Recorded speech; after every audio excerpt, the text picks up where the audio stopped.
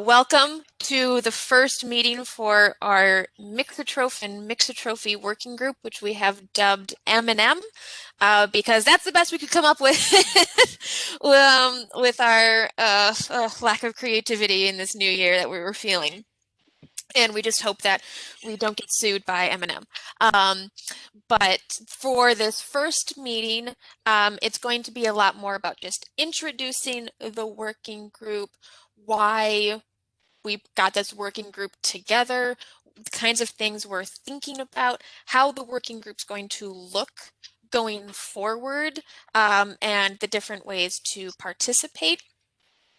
And then we're going to discuss like what the virtual meetings will actually look like going forward, which will be a lot more interesting, discussion based, and a lot more about mixotrophy. But today is going to be, unfortunately, a lot of me just kind of talking, which is less interesting. My apologies.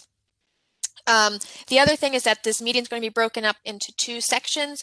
And so this first half is just with everyone here and going over the working group. And then the second half, we're just going to be talking with the official current members of the working group, where we're going to go into like really just more nitty-gritty details about like things that they have to worry about. So not everyone needs to be there for that.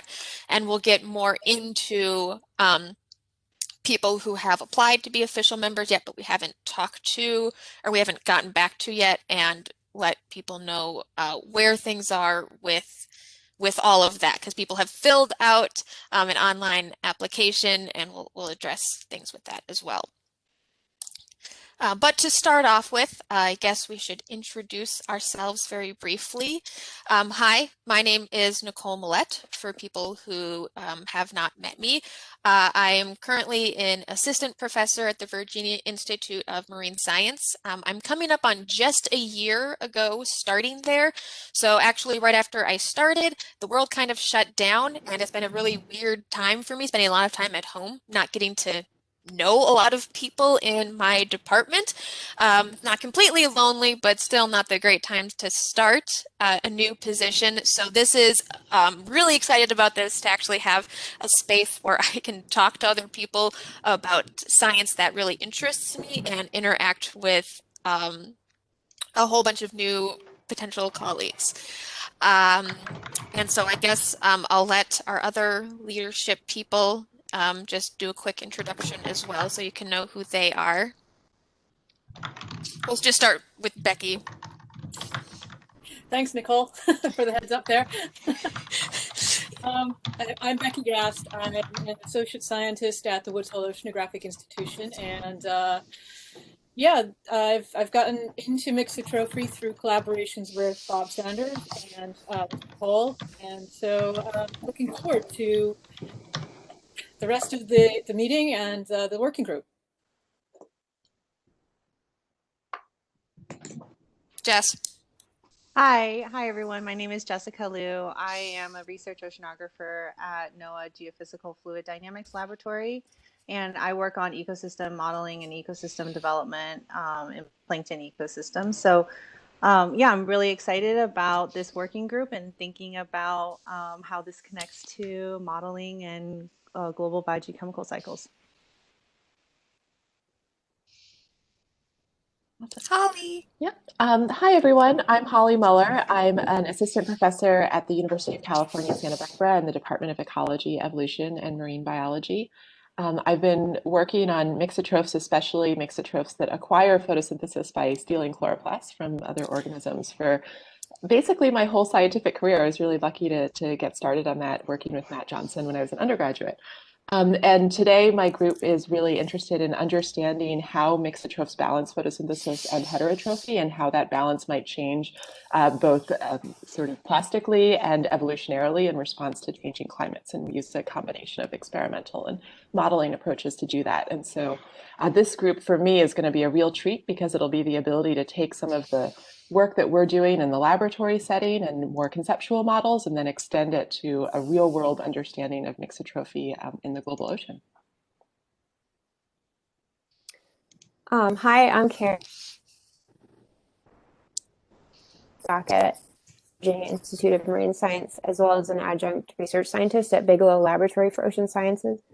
I am really interested in mixotrophy in terms of its ecological or whole ecosystem implications and what it means for the sort of autotrophy, heterotrophy balance in the oceans on large biome scales. And I'm really interested in integrating models that we derive from experiments to time series data to try to scale up from the really small scale to the large scale with mixotrophs.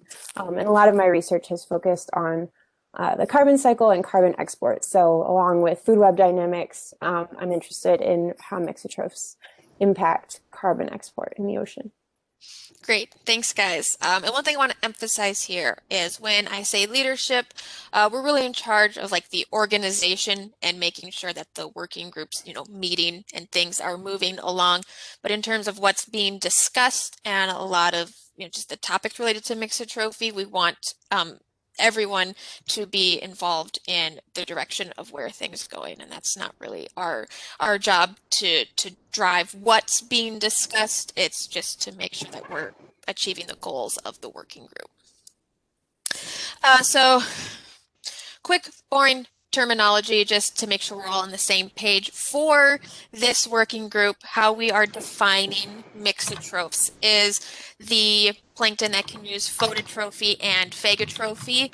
And the key here being that they are using phagotrophy to get the organic nutrients.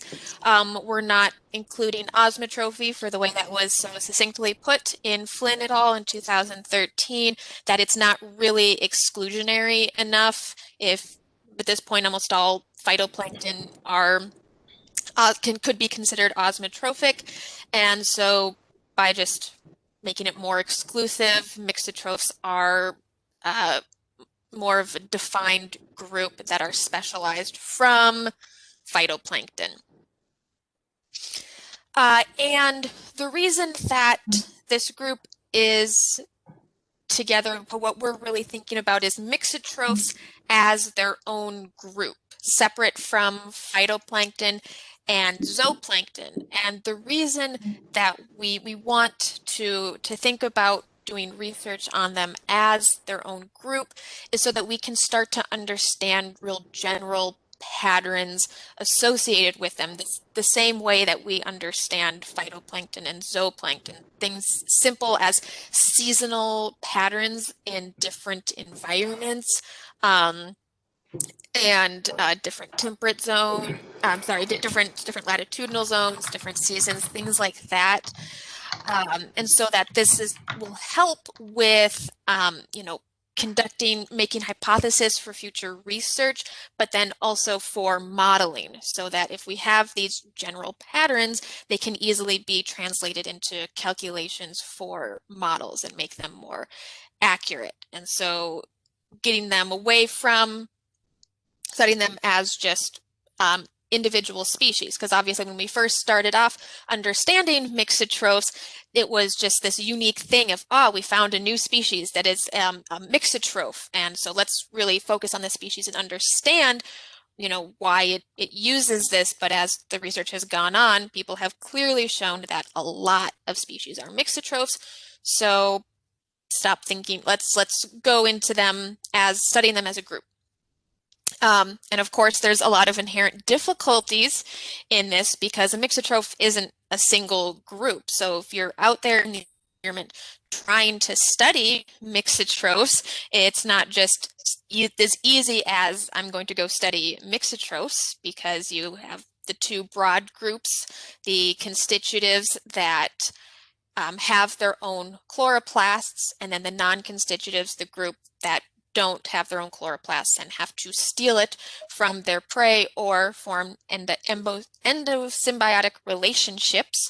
And then within there, you'll have groups that have their own chlorophyll, but switch over to phagotrophy when light is limited or nutrient is limited or other factors, other growth limiting factors come into play.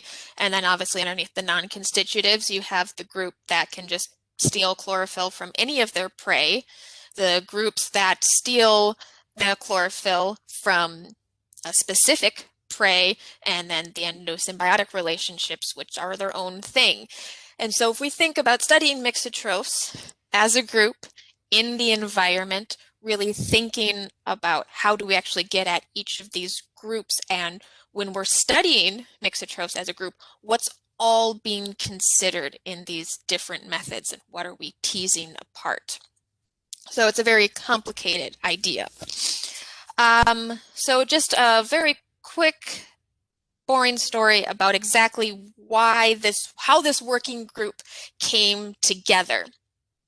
So going all the way back to Eco Days 2016, that's actually where Jess, Karen, and I first met. We're all looking very excited here at Eco Days. Little did we know how good we had it when we got to go to symposiums in person.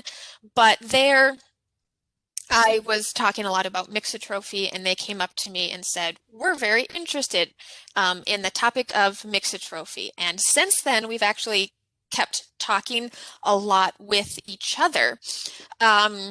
And we actually have a really cool paper that will one day be published. It's been rejected a couple times, but we've got it ready to go for another journal. We just got to get that send button on. But then what happened at the last Ocean Sciences meeting, which their picture is from, and is so very bittersweet at this time because we were all together and it was a nice time to remember. But at this meeting, I was having conversations with people about mixotrophy, and I actually had more than one person say, it's really important to study mixotrophs in the environment, but too bad we don't have the methods to do that. And I had two thoughts in my head when I heard that. First of all was like a really selfish one, which was, oh no, I want to study mixotrophs in the environment. If people don't think we have a way to do that, how will I ever get a grant funded? But the other one is that it's true, we don't have great methods to study them in the environment, but we do have some way to study them in the environment. And so if we're waiting for better methods to come along, it feels as if we're holding off on doing what could be really interesting and important research right now while we wait for better methods to collect the better data. So how do we come up with this idea of getting research on mixotrophs as a group in the environment right now to better understand them while also working towards getting better methods? And so that was an idea that I had, and I was like, gee, I'd really like to get people together to talk about stuff like this. So I was actually talking with Stephanie Dukakowicz and was like, this is my thought. How do I do this? And she's like, that sounds like a great idea for an OCB working group.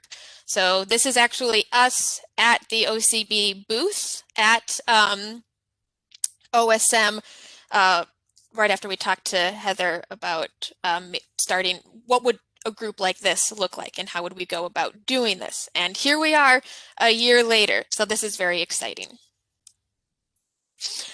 So the specific goals laid out in the working group, I'm not going to spend too much time on this first one. This is more of official member thing we'll get to later, looking at doing some synthesis of currently available data and doing some method peer review literature stuff. But first of all, outlining pressing research questions related to the idea of mixotrophy, again, studying them as a group in the environment. So what kind of questions do people want to answer related to that, coming from all different sides? So of course you've got modelers, you've got people who do field studies and do all different kinds of techniques. So what kinds of questions are people interested in?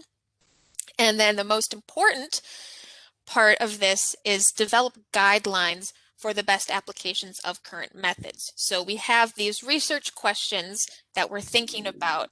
And so what questions can be addressed right now with the methods we have available, and what's the best way do we as a group think to use those methods? And then what are some new and exciting ideas for methods that people have been playing with? Because I know there's a lot of people out there who have been trying new methods to varying degrees of success and seeing what could be applied to questions. And then which questions do we have that there doesn't really seem to be good methods for, but what would be a good avenue to explore to start addressing questions like that. And so I keep talking about these current methods that people use, and just to clarify what I mean by that, these are your fluorescently labeled bacteria, FLBs, your microspheres, and your fluorescently labeled algae. And for these first two, there's pretty well-known limitations. They're pretty much only used for studying nanoflagellates, so very specific size group. They are known to be underestimations due to the length of these experiments and potential selectivity. And then also they're not live prey. For the fluorescently labeled algae, that gets into prey selection because you can only label so many specific algae, and then it's who's actually eating that algae in the environment. So that's also underestimations. So they're not perfect, but they are being used, and hopefully we could come together with some idea of how do people feel comfortable using these methods and what exact data are they best used for collecting, and then what are promising new approaches and what kind of questions they can address. So I've been playing with some stuff. I know people have been playing with a lot of molecular tools. There's been some stable isotope work. I think I've heard about some PAM fluorometry or something to that effect. There's been some discussion about trying to adapt the dilution method. I've heard from a couple of different people, and so this would be a place to discuss ideas like that. That's the idea. And so where do we want to be in 2 years? So very exciting. We've got 2 years to get together occasionally and talk about mixotrophy, which right now seems like a really long time, even though it's just going to fly by. And I've really hit home that we want to have some defined research priorities for mixotrophs as a group, and then also providing guidelines on how to best study mixotrophs in the environment. But the big thing is we actually want people associated with the workshop collaborating together on proposals. So what's really exciting, we've got a lot of young early career scientists, students, postdocs, and young faculty as well. So hopefully there's a lot of enthusiasm and drive to want to fund things as well. And then we've got some people who, are more established in the community as well. And so, and this isn't just for like official members either. We're having these meetings every other month. And if from there, people just connect with each other and start talking about potential proposal ideas, getting inspired from what other people have said, that would be great. That's what we really want to see, just a bunch of new proposal ideas going in. And to help with that, first of all, we can't just send all of these proposals to NSF BioOsh. We don't want to inundate them with all of a sudden 20 new proposal ideas. We will be trying to keep an eye out for RFPs for other funding agencies that we think people would be interested in applying to. NASA, NOAA, Sea Grant, other things associated there that could be good fits to keep people informed of that as well to help. And so how can people participate? Obviously, high participation is key. We want as many people as possible to show up to these virtual meetings that we will be having. And I'll get into a little bit about what exactly these meetings will look like, because we want to hear people's ideas. We want people to bring in ideas that they've been thinking about and just want a place to bounce them off of other people. And just a space to hear about what other people are thinking about. So we don't want to like exclude anyone or limit any kind of participation. And so that's really where this unofficial participant idea comes in. These would be people just attending these virtual meetings and other events that are more open to just anyone who wants to be there, low commitment, but still gets a lot out of the working group and is definitely an important part of the working group. There was an application that went out that people saw, and I know a bunch of people have already signed up, both as unofficial or official participants. And if you haven't, if you're here and you have not signed up, I would encourage you to at least fill that out, because we'd really like to have people's emails so that we can put an email list together and we can tell you guys about future events that are coming up, among other things. We promise we won't be abusing this email list at all. It's all just Mixotrophy stuff. And then we have these official participants that are much more involved with a lot more expectations. So with these official participants, we'd really like them to attend pretty much all of the virtual meetings, to be there with discussion. Of course, things come up and it can't always happen, and they are recorded. And there is additional work outside of the meetings as well, to some degree, that we'll be talking about later. And of course, the biggest limitation with the official ones is, oh, and Heather just put out a link to the sign up form for that. Thank you, Heather. And there is limitations based on funds that are available. So we do have currently some official participants, and we know we're going to add more, and some people have applied to be official participants. At the moment, we don't know how many more we're going to add, because we don't know what the in-person meeting in the fall is going to look like. We'd like it to be in person. Whether it is in person or not is obviously whether it's going to happen. And then if it's not in person, we could likely add a couple more official participants than we originally anticipated, but we still don't want those meetings to have too many people, just so we can, it doesn't create too much of a headache in terms of logistics with an online meeting over a few days with a lot of discussion. The important events then to keep in mind. So I keep talking about these virtual meetings. They will be happening every other month. I'll be talking in the next slide about what exactly they will look like. At this upcoming OCB, we'll be hosting a town hall event to again talk about methods that people are thinking about in terms of mixotrophy, trying to, with these the summer meetings, get more people involved. Again, just encourage more people to attend that town hall and get more input. We have the in-person fall meeting. It will be September, October, so that would be for official participants only, and that, if it's in person, would be at VIMS here. And we do plan to host a session at the Ocean Sciences 2022 meeting in Hawaii. At this moment, that meeting is planning full steam ahead to be in person with some virtual aspects, with the assumption that people might not be fully comfortable to travel.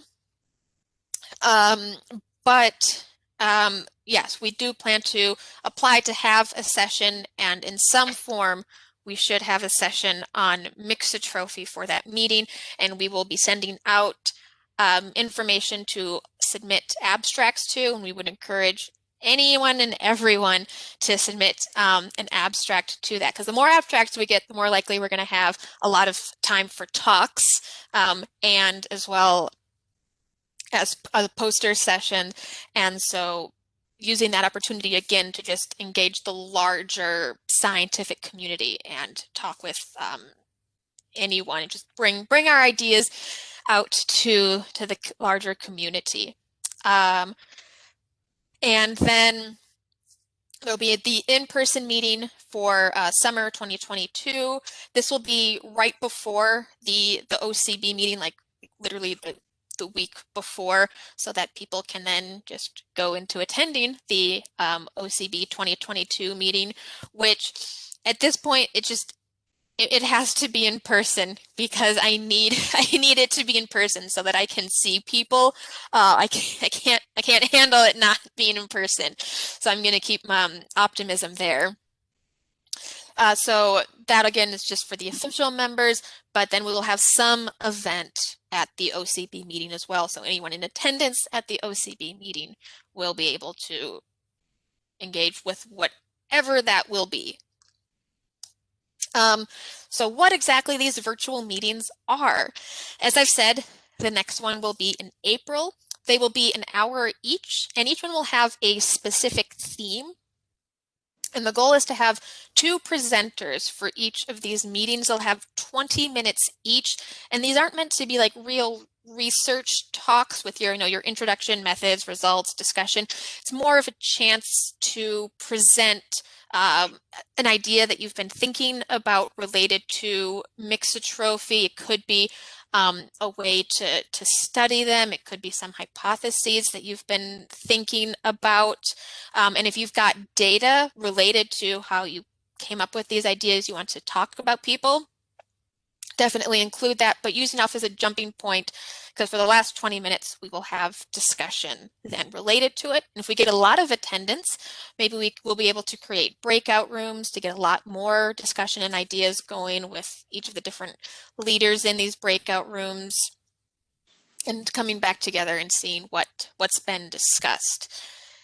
So themes for these meetings could be things like, molecular techniques to study mixotrophs, looking at modeling mixotrophs, different, obviously in situ methods, some meta-analysis ideas. But as I said, the leadership here, our goal isn't necessarily to drive what we're talking about. So please feel free to suggest ideas of what you would like to see discussed here. So you can either volunteer as a speaker, you can recommend someone you'd like to hear talk, you can suggest a theme. What would be kind of great would be if you said, here's a theme I'd like to do, and here's some speakers for that theme, and then we'll make sure that it gets put together. But again, I really just don't want to sit here and feel like I'm deciding for everyone what it is that we're talking about. And that really is what I've got for the introduction of what this working group is. And at this time, before we move on to the second section, and I'd like to take questions for anyone that would have them. And I put up these references in case anyone hasn't read these papers. I think they would be great papers for people to look at, because I've talked a lot about, coming up with guidelines for methods. And then this was a great paper that came a couple of years ago that gives a nice overview of some of these methods, talked about some synthesis of currently published data on mixotrophs, and Edwards did a synthesis on comparing the abundance of mixotrophs compared to autotrophs and heterotrophs across environments. And then this was a great recent paper by Schneider that was looking at some kind of meta-analysis, and did a lot of really cool analysis with trying to understand large-scale patterns in mixotrophs or mixoplankton without having that data necessarily available directly.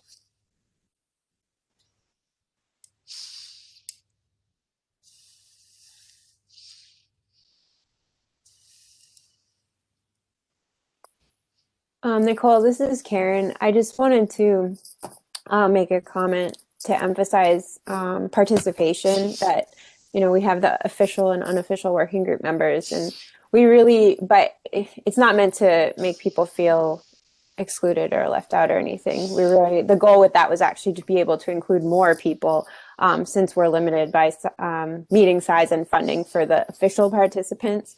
adding the, what we're calling unofficial participants was a way to be more inclusive. So I just wanted to emphasize that we'll include as many people as possible, and we want as many perspectives as possible included in this.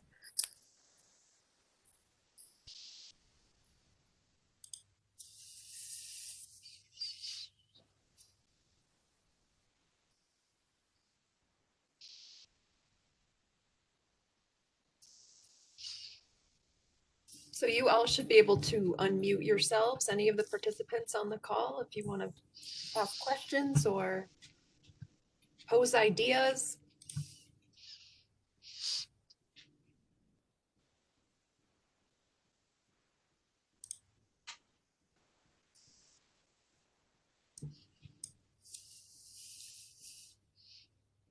Well, one thing is a lot of you went to virtually to the Mixatin meeting that was last week or the week before. And so I think it would be good to be able to integrate some of that knowledge into what you're doing, we're doing.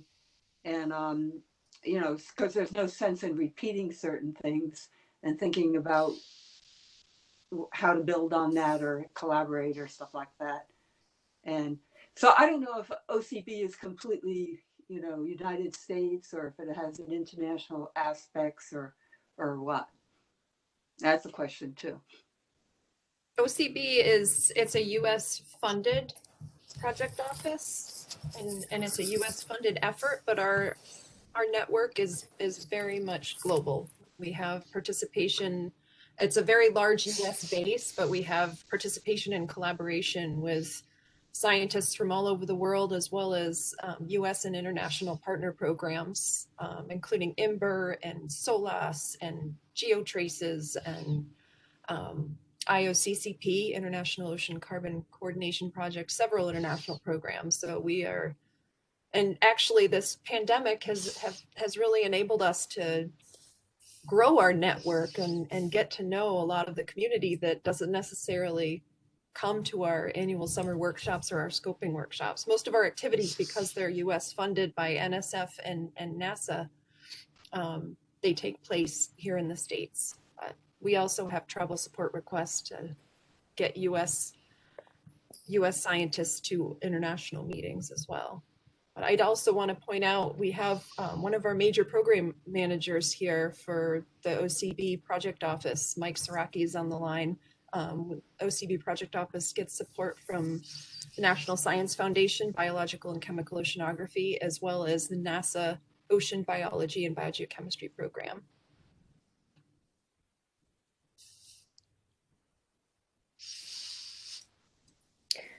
Yeah, Diane, I think that your point about making sure lines of communication and collaboration are wide open is a really important one. The conference that was held that you mentioned a few weeks ago had just excellent talks with great information. And I think, we're definitely hoping to be collaborating with that group in the future and make sure that our work is complementary and productive rather than, redundant. Good. Yeah, it would be a waste of time to be redundant.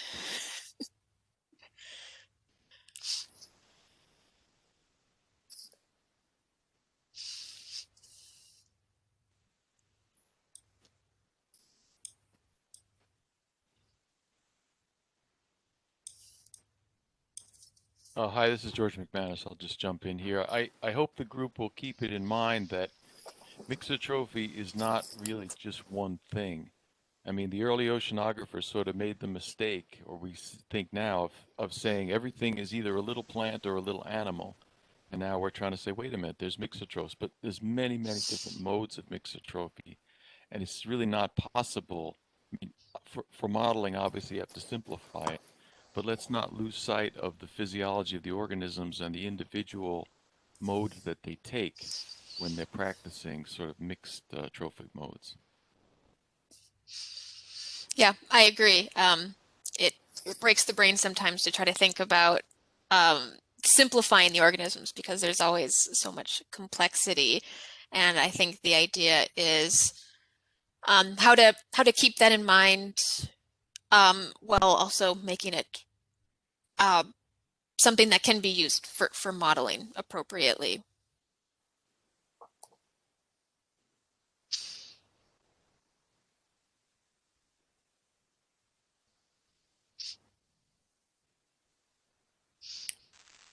Yes. Yeah. So I'll just say, I mean, I'm excited of being part of the group here. I have many ideas of things to be able to do and so on, but one thing more concretely I was thinking about, you posted a list of these different workshops and the OCB and so on. It would be great if you could list the dates so we can get them plugged into our calendar before it's too late. Yep, Thanks. we'll be talking about that. Agreed. Yeah. And there is a website for this working group that's a subpage of the OCB website that Heather posted in the chat here, and we'll absolutely be making sure to put up dates and information and recordings, and sort of that'll be like our home base for communication. So you can refer to that as well. But yeah, you know, people's schedules fill up so far ahead of time. It's kind of crazy. So can I add something? My thought on that, of putting the dates to the timeline of activities is good. And also, I think, so first off, thanks, Nicole, for organizing this. And Heather, it's really nice to see this group getting together and your goals. One thing you might want to quickly get to, and I didn't really see that either, was sort of a work plan on, other than just having the meetings and workshops, but sort of your reports or what your products are going to be into that timeline. So that'll help probably focus the topics you're considering at different times and that kind of thing. So just a suggestion.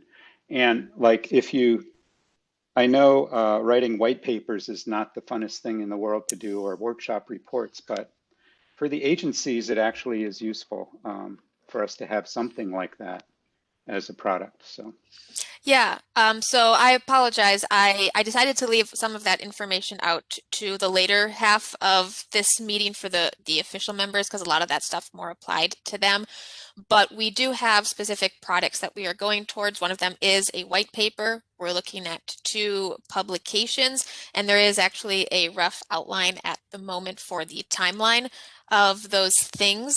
And with, I should have mentioned this, I forgot to, but with the white paper, we are planning to come up with, research goals and topics that we think are important, and that will be based off of discussions that come from these virtual meetings, and the official members will work to write that up at our first in-person meeting. And then after we have a draft of that, we will share it with the rest of the group in order to solicit feedback from it again, so that everyone has a chance to provide input on it, and trying to, by the time the 2022 OCB meeting rolls around, to at least have that largely finalized.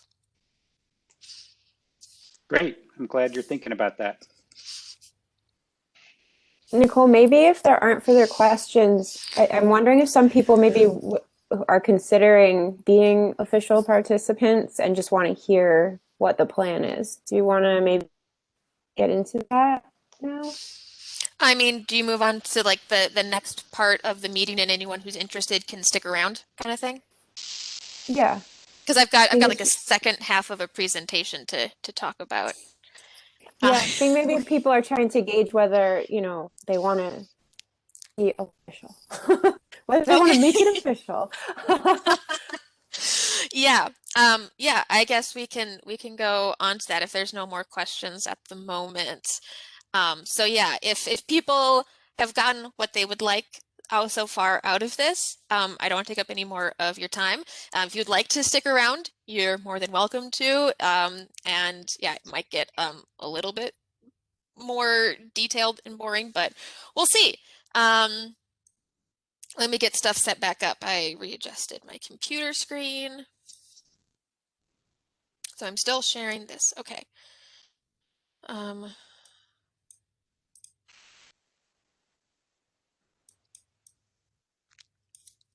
Okay, well, what I was going to do was have introductions for the official members, but we'll skip over that today. Because if a lot of people are still going to stick around, no need to go into that. But all right, the working group overview. So again, this is directed more at official members. So we're currently looking for the first meeting to be the first in-person meeting to be at the end of September, early October, and we don't have official dates set. And that was because what I was going to ask everyone to do here would be to send us any dates that anyone knows of right now that are unavailable. Like I know I have stuff like for a week in October that don't work. And if anyone has anything like that, please let us know so we don't accidentally overschedule someone. But we do want to get those dates set as soon as possible because as it was pointed out, we need to have that. And regardless of whether the meeting is virtual or in person, it will be on those dates. That will not change. Leading up to the first meeting with the official group members, there'll be the virtual meetings and attending those, but we'll begin working on a literature review, which we want to have finished before the end of springtime. And I'll go into what that exactly entails in a little bit here. And then also begin work on the data synthesis paper that I had mentioned was one of our 2 publications. And so then have all of that stuff either finished or in progress by the time September rolls around for our first meeting. The first meeting will be, as mentioned earlier, if it's in person, at VIMS. And it would be for 2.5 days. We are waiting until April. We put April as our date of when we will decide whether it is in person or not and finalize that. And I know the way things are headed, it's definitely looking more towards virtual, but we won't say anything official at the moment. At this meeting, by the end of this working group meeting, we will have a draft of a white paper created so that we can then share that with the wider community. And we will come up with an outline for the methods publication that we're talking about. So that's something that will again have a lot of notes and based on discussions from the virtual meetings so far come up with both the draft for the white paper and the methods paper. And there'll be a lot of other discussions that are taking place and again, an official schedule coming up, but that's by the end of the meeting where we want to be.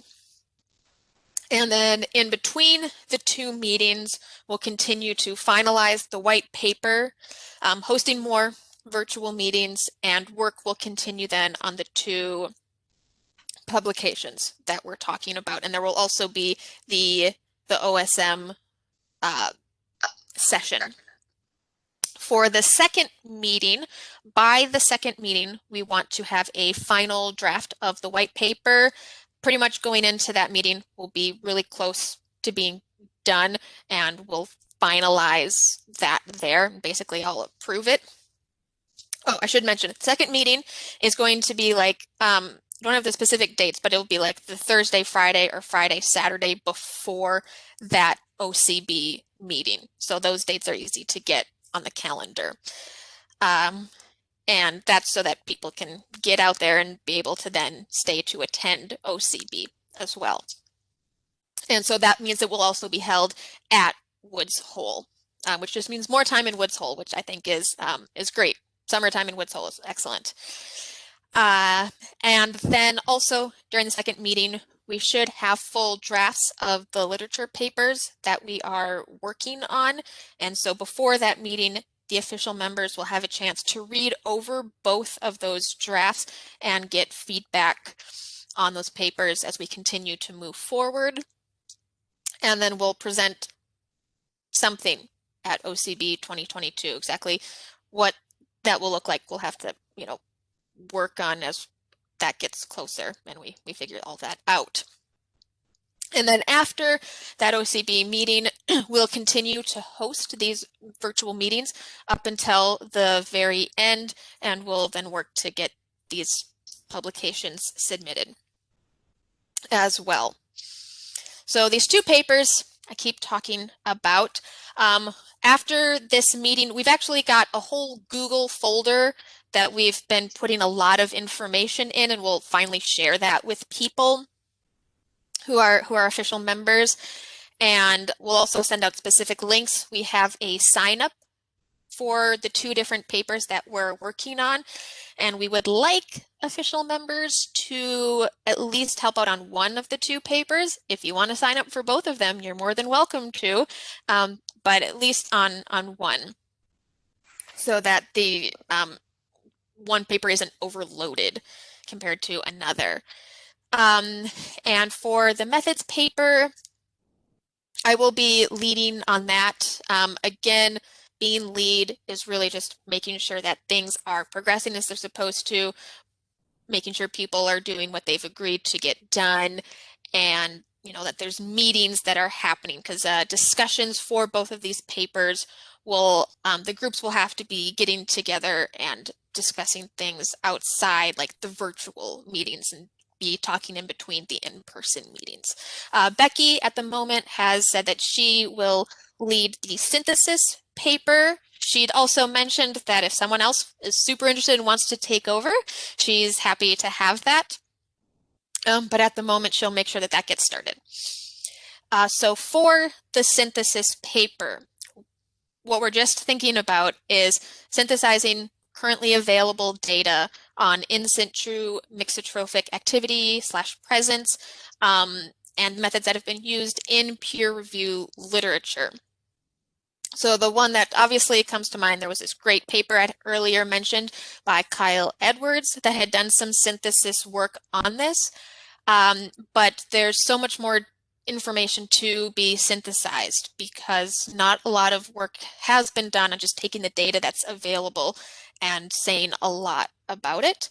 And so I think there's more there. One thing I'd like to do would be to encourage would be actually to include freshwater, some analysis with the freshwater data, because that is out there and there's a good amount of it.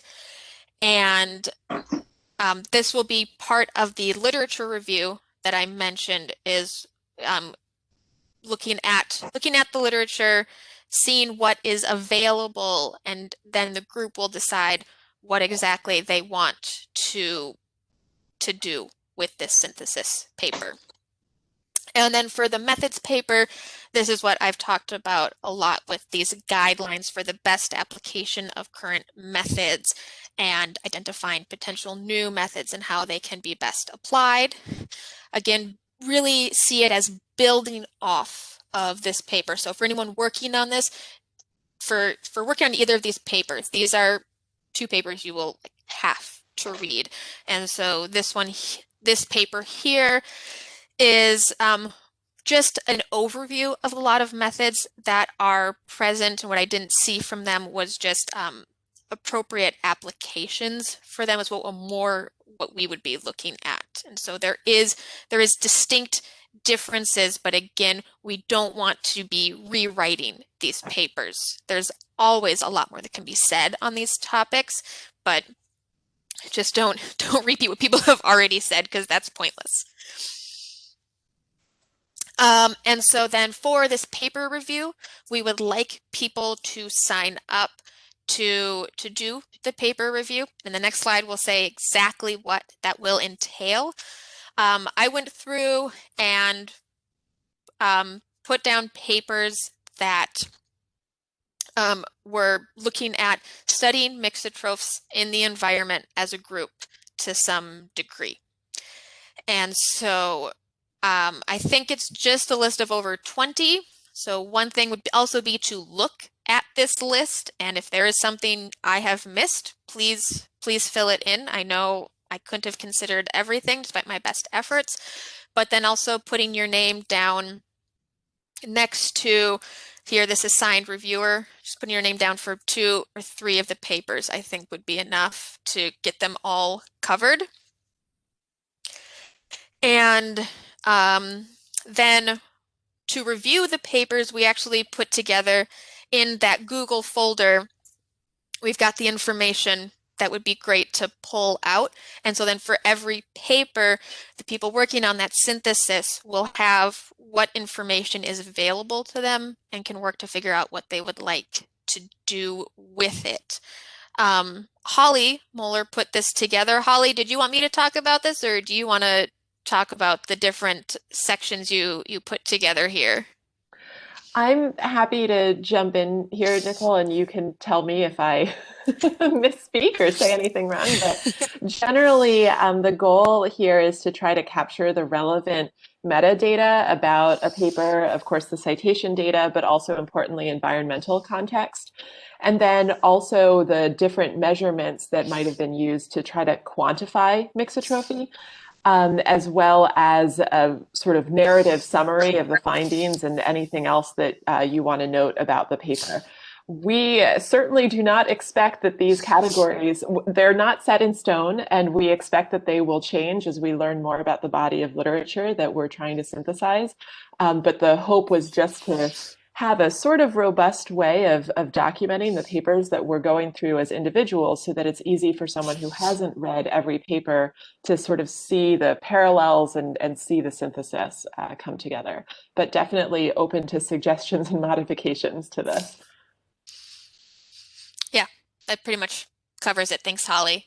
And one thing I wanted to mention, only because George had spoken of it earlier, is that with a lot of these papers, they're really, with a lot of the data that's collected, they're really focused on certain types of mixotrophs, and the mixotrophs are a lot more complicated than these like current methods are getting at. And so that could be one thing to consider too, is that what's not being studied in these analysis as well. It could be another avenue to consider. And with that, that's really covers the rest of what I had. And that brings us to the second slide for questions.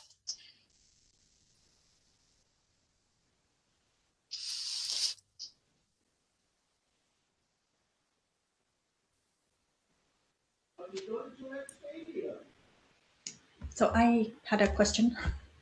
Yes. So these are mostly looking at, I guess, I'm trying to put your question the other way. One of the things that I would love to know is, would love to see is some sort of synthesis about where we think mixotrophs are. So not just what they're eating, but where they, what is their distribution globally. And I wondered whether the papers you'd already chosen would sort of be part of that, or is that another avenue to look at? The papers that we've chosen could definitely be used for something like that.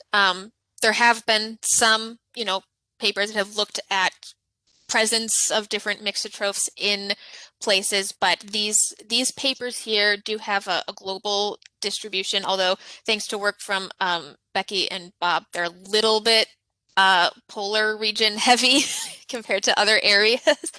But yeah, no, that's something I'm also very interested in. And so that can go into a potential synthesis analysis, and it can also go into how do we get methods to be able to easily collect that kind of data. So that plays into both topics.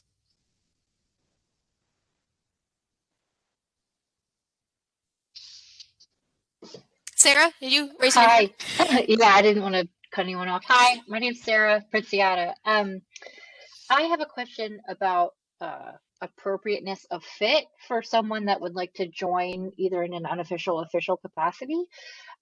Just personally, my background is largely in freshwater.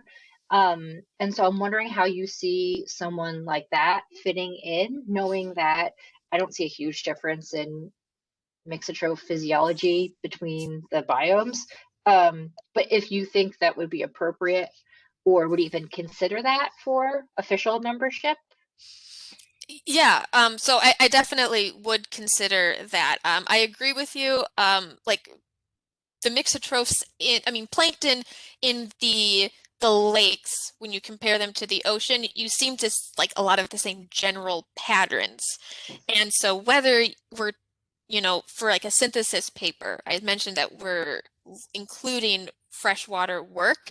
And so if we're doing similar analysis with both of them and then comparing them, that might be interesting. But definitely freshwater people are welcome here. And their opinions are even in the official participants, we want to hear from them. Thank you. I feel validated.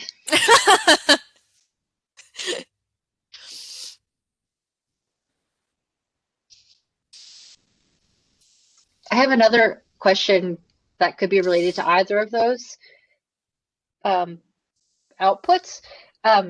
So you're defining mixotrophy as photosynthesis and phagotrophy. Are you putting more emphasis on bacterivory or algivory, or are you open to the many different types of food sources that these critters eat? Oh no, open up to all of them because there's been a clear emphasis, at least, in the environment, being able to study them on bacterivory because it's been easier to do compared to others. But that's getting at just a select group of them. And so especially when we're talking about like how to study them in the environment, how do we get away from focusing on just that group and the other groups that are there? Those are the kinds of discussions we're looking to have.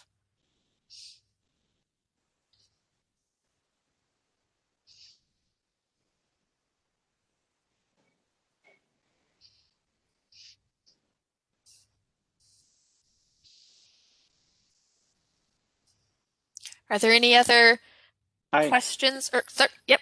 this is Mike. Just sort of a overall comment in thinking about how to approach this.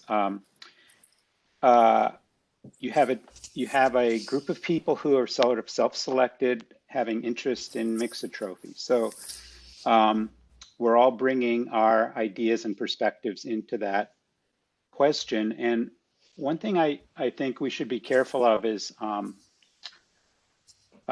checking our assumptions on what we're talking about. And you started in the presentation with definitions, which is good. And I think it's probably the group needs to talk more about some of these words that we use, because when I say model and you think model, it might be two different things. Or mixotroph. In the presentation, you talked about wanting to use mixotroph as a defined group. And then in a later slide, you said mixotrophs are not a defined group. So I think just in our own ability to communicate to people who aren't in the mixotroph world, and the context for that, I think, needs to be worked on. Mixotroph is not mixotrophy. George mentioned that there's like a whole lot of diversity at the physiological level, and so we can have box models, or we could have models that have variable rates of mixotrophy. This is what I'm saying. It is a complex problem. And then, there's been a lot of work on, people approach this from the point of view of evolution. They approach it from phylogeny, looking at these interesting bugs. And a lot of work's been done on those things. And it seems like that is sort of outside this group. And that's okay. But like, we need to get some definitions here, I think, on what we're trying to do. And I'm thinking, it sounds like what most of us are interested in is sort of carbon and energy or elemental cycling in the ocean, and ecosystem models based on, energy, carbon, food web transfer, that kind of thing. But let's be like real explicit about that and just say it out on who the group is and what you're interested in.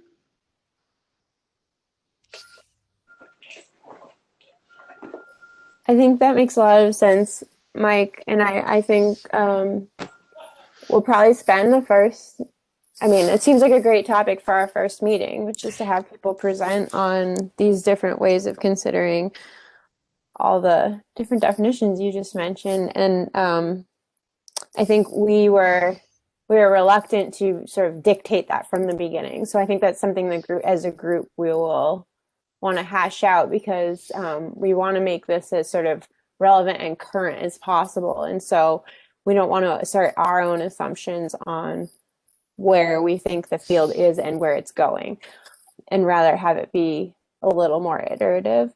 But I think to summarize the goal of this whole group, it's really to identify where we're at, where the gaps are, and then what methods could be used that exist, or what we want to develop for methods to address those questions. Because as always, the question should dictate the methods. And given that there's such a diversity of bugs and a diversity of ways to think about mixotrophs and mixotrophy, it makes sense that we will have different methods to address those different types of questions. Yeah, to build off of what Karen said, I think we are starting from a lot of like carbon and energy flow place, but there's a lot of other questions that can be asked about mixotrophs and mixotrophy. And when coming up with a white paper, thinking about that and thinking about different methods then to not necessarily just look at carbon flow or nitrogen flow and things like that, but other things to address. And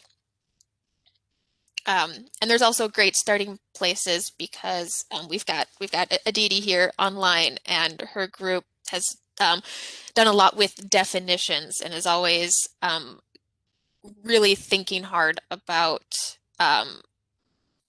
the exact terminology to apply to these things as well. So that's a really, really good starting point. And also thank you for just at least acknowledging mixotrophs versus mixotrophy. We have those in our names, and to hear someone talk that mixotrophs and mixotrophy are different is great to hear, because that's the kind of conversations I want to have in this working group, is get into the nitty-gritty details like that.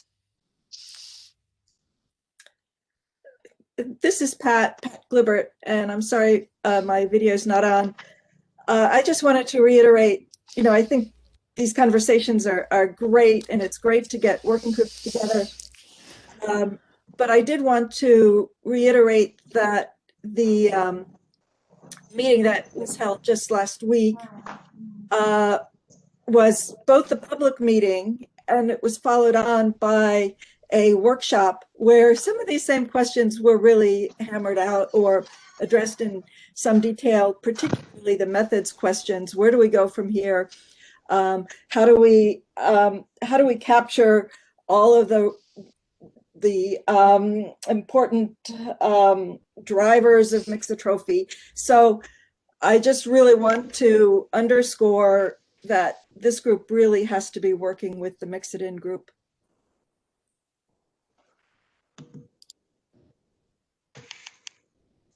Yeah, agreed. Yeah.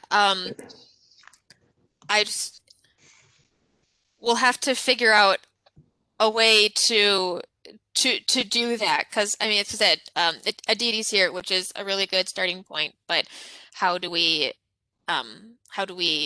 interact with that group is very very good question. There's a lot of overlap between the groups currently, and more overlap is better, I think, so that again we're not repeating ourselves, but that we can keep conversations going. Nicole, can I say something? Yeah.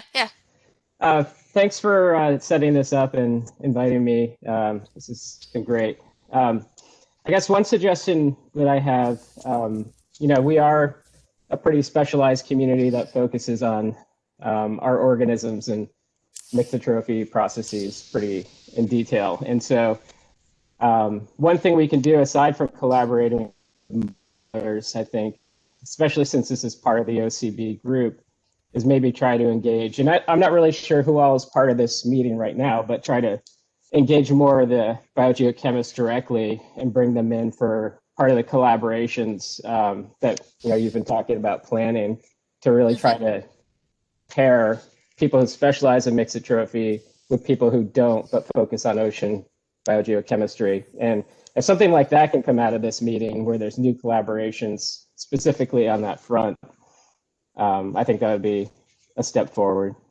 That would be great. It sounds like what you're saying is you would like to put together one of our topic sessions and get some biogeochemists together, which I think is a great idea. Yeah, I guess I just put my foot in my mouth. So. But yeah, exactly. That kind of stuff is exactly what we want out of this working group, especially with these virtual discussions. So if there's topics you would like to have discussed and areas you think we should be focusing on, that's what these virtual meetings are for. And Your trap worked. Yes. And so yeah, this is exactly what we're looking for. So all of these ideas are great, and so that we're not just talking about what our specific interests are, because what I think about mixotrophy is different than what everyone else here does, and I want to hear, and we want to get wide open discussions going. Hi, Matt. This is Jessica. I'm happy to collaborate with you on this as a biogeochemical modeler. And from the biogeochemical and ecosystem modeling community, I know that there's a lot of interest in mixotrophy and representing mixotrophy in these global ecosystem models, but also a little bit of skepticism that I've heard kind of on the flip side of their actual importance. If you were to put them into a Earth system model, what would actually change in terms of the their overall carbon flows and biogeochemical impact. So I think that there's a lot of room here for discussion and collaboration. I have a similar perspective. I think we actually several here that represents biogeochemical modelers. I mean, Jessica and Stephanie was there as well. So I think that expertise is here already. One question I have also from the modeler side, I mean, several of the reviews, a lot of your talk were focusing very much on the methods, observing and identifying. But also an important aspect here, I guess, is also what is it the modelers need? Which questions do we have? What is it, which parameters, which processes is it that we need to get better illuminated to improve the modeling side of things? I think that would be a perspective that would be interesting to have as well. Agreed. Another great topic for a session as well. And that's always been the discussion, is what data do the modelers need, and then how can the observationalists collect that data? Because I think that's where one of the biggest gaps is you go to these meetings and modelers will often throw in, oh, mixotrophs is a topic that we couldn't, put into the model, but we thought about, it'd be great to have that data. And then you hear the observationalists go, oh, too bad we don't have a way to collect that data. So let's work on bridging that.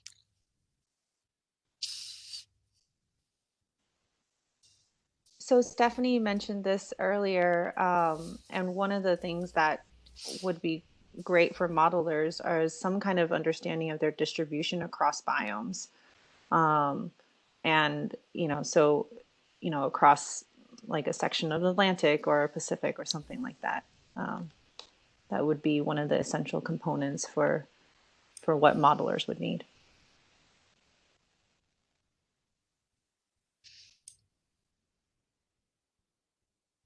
Oh, can I jump in? Can you Yes. hear me? All right. Yeah, thank you for organizing this meeting. It's also great. Always great to discuss about mixotrophy. And I have some comments on what Jessica was saying, and also Steph, like on the global biogeography, because I have done part of my PhD on this, and we have explored the biogeography of different groups of mixoplankton using the classification proposed by Aditi and other collaborators. So what I was wondering is like, how we can advance this knowledge, right? Because it's also very challenging. Like one of our papers is actually like, how can you evaluate this data? Because we use species specific information, right? And also I compared with data from this in situ activity that Nicole was mentioning, like people that have done studies with mixotrophic nanoflagellates, actually identifying them in situ. So we compare these, and then we have a quite different picture. So I think my question is, I have two questions. So like how we can maybe, what is the way forward to advance this knowledge of the global biogeography of mixotrophs?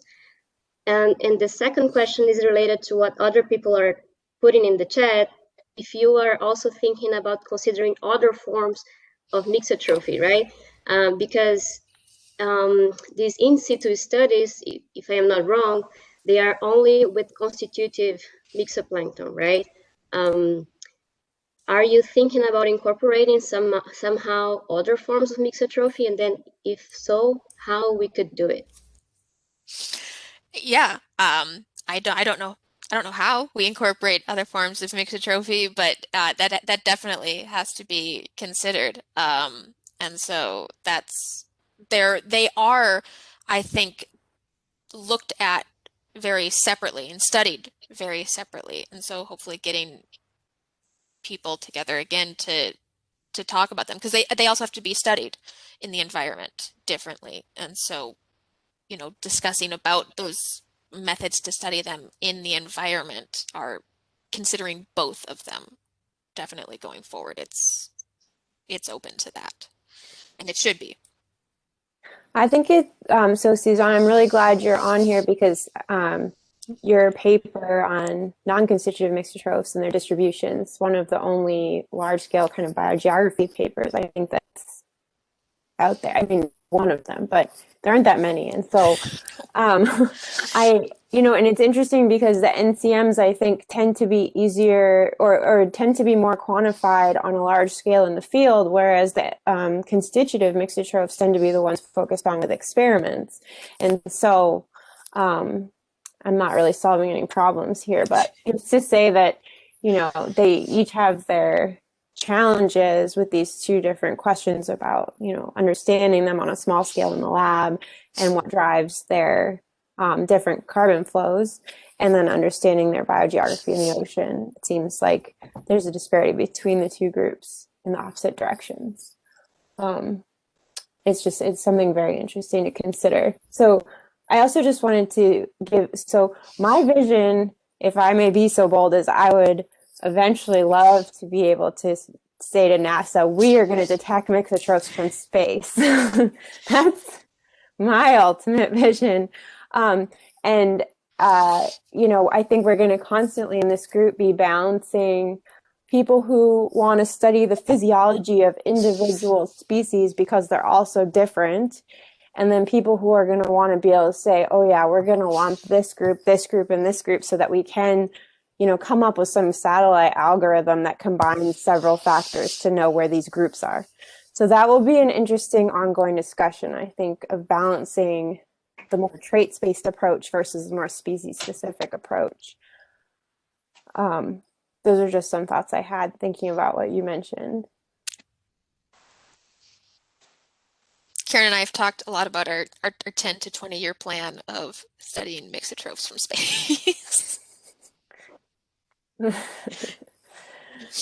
But yeah, to go off of what Susanna was saying, because I agree with that, one thing specifically that I'm very interested in is those biogeography distributions and trying to use the wealth of taxa data we have globally to look at identifying mixotrophs through molecular methods or just through taxonomy, and then trying to just go back and look at using the environmental conditions collected alongside a lot of these samples to look at, broad patterns that we see, or looking at long-term changes and just, using data that's already available to get at some of maybe these larger scale patterns that are that we've missed, instead of trying to go out and restudy everything and things like that. But that's one possibility of ways to study mixotrophy, and that's something I think a lot about. But there's a lot of other, and that's to get at a question of the when and where mixotrophs are, that Steph was saying. But again, there's other important questions to address, and other people have thoughts about how to study those, and so bringing those forward as well. This is the place to do that, and I think there's a lot more diversity in people's considerations for mixotrophy in this group.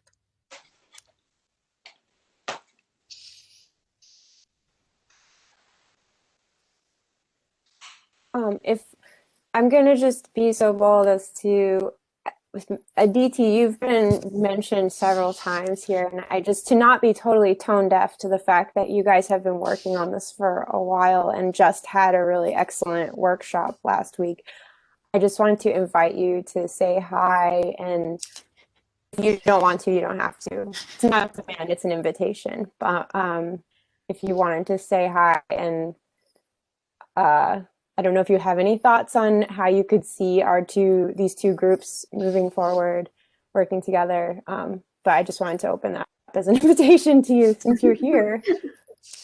Hi, Karen. Thanks, Nicole, for the invite. Sorry, my connection's been very bad, so I kept dropping on in and out. And so I didn't catch a lot of the discussions after Nicole's second part of the, sorry, really bad time for the whole thing to crash. Yeah, I think that you've got some really great ideas. As you know, Mixitin's been running for now 4 years. It's going to come to an end. So we've had, as I was telling Nicole, I've been very lucky. It took us a while to get that, but eventually we got the funding.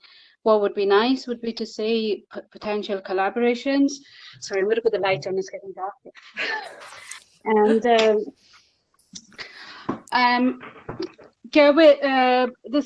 one of the meetings I went to just before Christmas is you probably know, this is going back to Nicole's wanting to find out in situ ways to how to measure mixotrophy.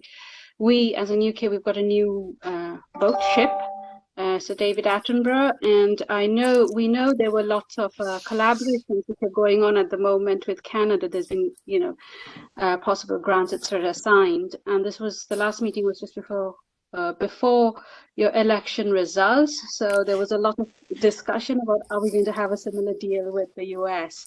So there may be possibilities there where we could collaborate, and the places to go out and say. It would be great to have people like Nicole and Becky and everybody in this group, without naming everybody and not naming everybody, to design methods to go forwards.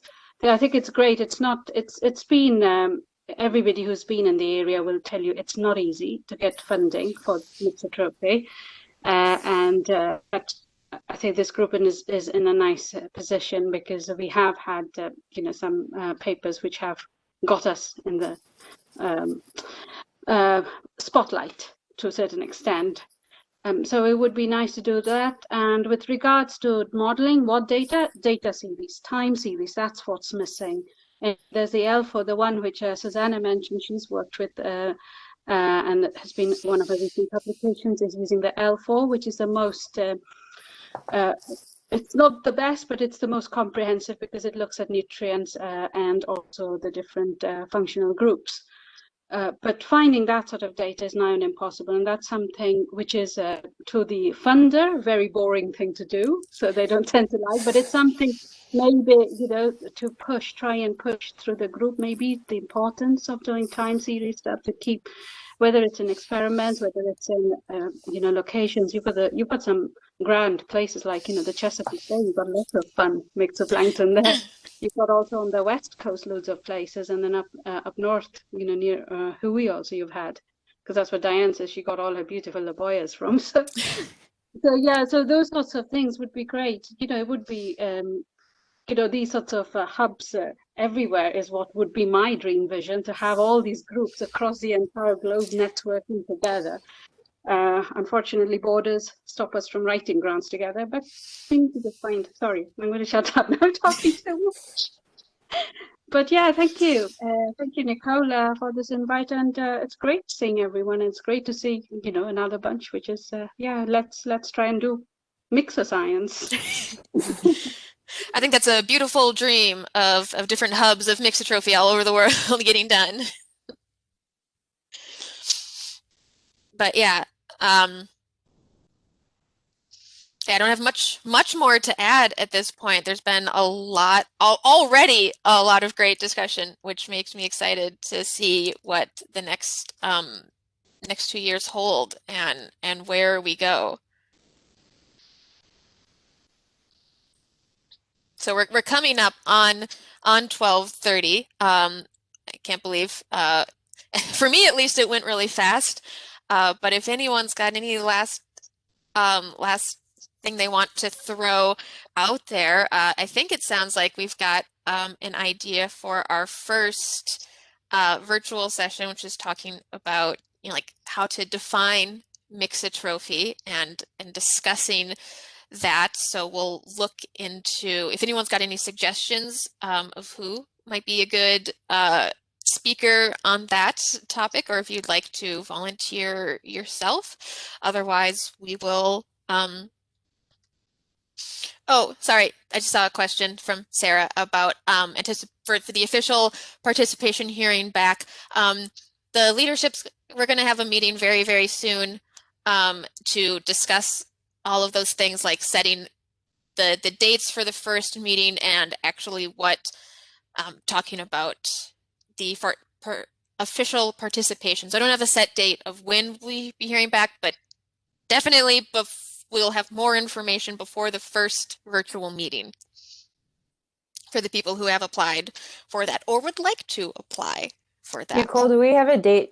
Sorry if you already said this. Do we have a date set for the first virtual meeting? No. Okay. But we'll also have that set after our next very soon leadership meeting.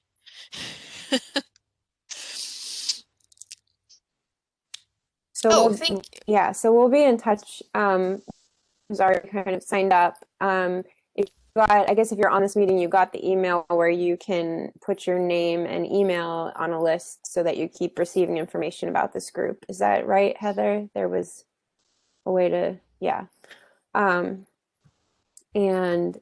So we'll very soon communicate the timeline of everything to you guys so you can put it in your calendars.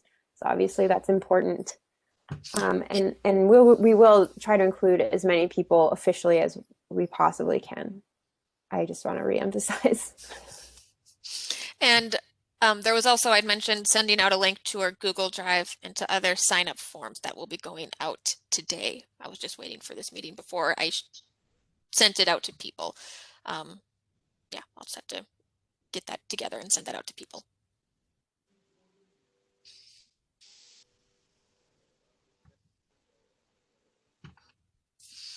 Anything else? I hate ending these things. I'm sorry. It's always so awkward. So I guess, yeah, last chance to say anything. Mike Saraki did put into the chat, if people didn't see, about NSF Excel net programs for international networks. So that's something we can also look into and look into what that might hold, and for possible cross the pond collaborations. All the ponds. I mean, the ocean's all connected, so I guess, isn't it one giant pond? Okay, sure. Another Well, discussion for another time. Yeah, thank you so much, everybody, for participating in this first meeting. It's really good to see all of you. Yes, yeah. And this is again, just I'm so excited to get this moving forward. And having, potentially just side discussions with everyone too. So if anyone is just bored and wants to talk Mixotrophy with me, send me an email. I'll put an hour aside happily, please. So yeah, have a good week, everybody. Thank you, To see everyone. you all. Bye. Thank you. Bye-bye. Bye. Bye.